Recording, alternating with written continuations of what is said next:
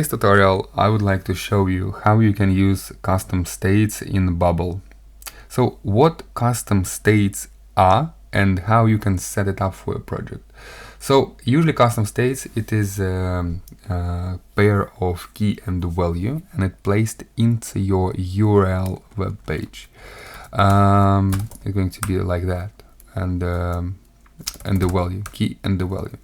So you can set as many URL parameters as you need, but usually I never send more than 10 parameters to my URL web page. Okay, so today I would like to demonstrate to you how you can build kind of filter for the repeating group when users choose the filters on one page, and then we redirect him into another page. So when we are redirecting the user from one page to another page, we are sending the data from our drop down to our URL, and then we take the data from our URL as a parameter to filter the data in the repeating group. So let's start building, okay? And I would like to start from a drop down. It's going to be a drop down and the button, okay? Button and the button, okay. And before I'll set my button workflow and drop down menu, I would like to show you my database I'm going to work with today.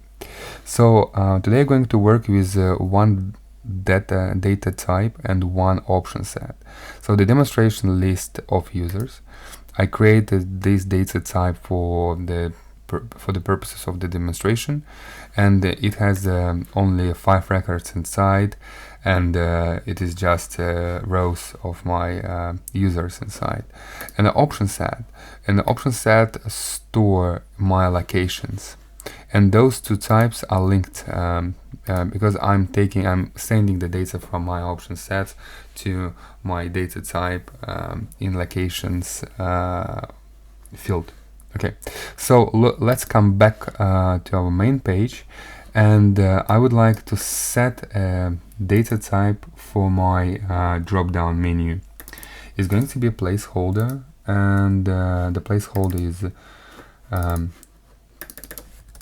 choose a location, right? And the choice static is going to be dynamic, not static. I'm going to send the data from demonstration, and it's going to be demonstration, it's going to be option set demonstration, and all demonstrations locations, and let's of course display it. Okay, let's refresh a page.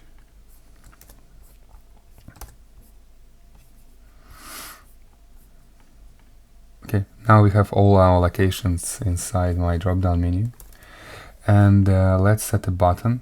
I'm going to set this is it seems to me it is a text. No, yeah, I think it's a text. Let's change it to a button. Now I have a button here, and the button we're going to set a workflow.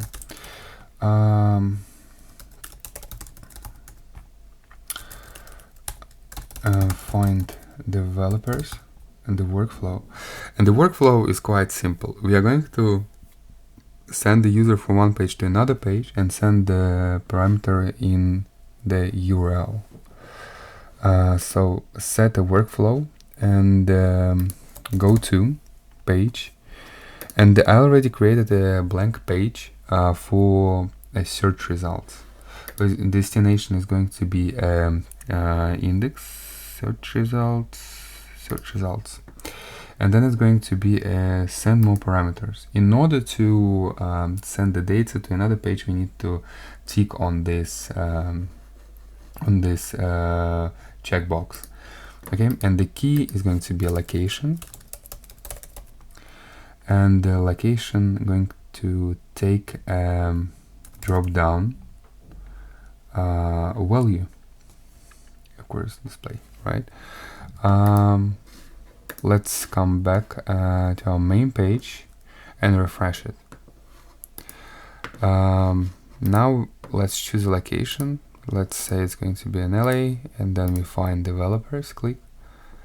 And now what you can see is our key location stores a value, and the value is LA.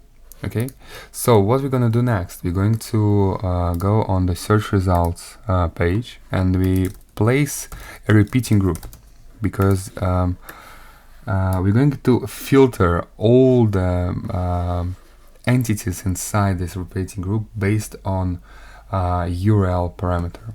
So type of content is going to be an option set, not an option set, excuse me, it's going to be a demonstration list of users, and the data source is going to be do search for, and we're going to search all the users, and we're going to use a filter, and the filter is going to be based on locations. It's our constraint, and this filter is going to get the data from URL, and the URL is going to be a location, and the type is our demonstration locations. Okay, so now we send our parameter as a constraint, as a filter for our repeating group. So let's set internal fields for repeating group, and then we use let's add a text, right? Okay, and it's going to be a row. I'm not focused on styling in this video because it's not that important. The key purpose of this video is to show you how the custom states functionality works. Okay, so it's going to be an image, and the image is going to get the data dynamically from picture field, and the location is going to be a dynamic parameter as well, and going to get the data from locations, right, and display, of course.